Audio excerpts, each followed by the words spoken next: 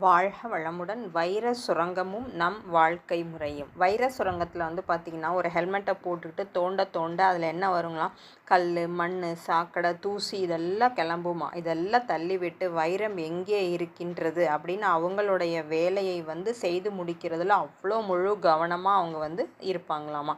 அதே மாதிரி தாங்க நம்மளுடைய வாழ்க்கை சிக்கல்களில் பார்த்திங்கன்னா நிறைய பிரச்சனை, ஏமாற்றம், நோய், கவலை இந்த மாதிரி நிறைய நம்மக்கிட்ட வரும். இதெல்லாம் நம்ம தூர போட்டுட்டு நம்மளுடைய வாழ்க்கையினுடைய உச்சபட்ச குறிக்கோள் என்ன அப்படிங்கிறத தெரிஞ்சுட்டு அதற்கான செயல்களை நாம் சரியாக முறையாக நம்மளுடைய கடமையை செய்யும் போதே தானாக பார்த்திங்கன்னா எல்லா வாழ்க்கை சிக்கல்களும் நம்மளால் தீர்க்க முடியுங்க.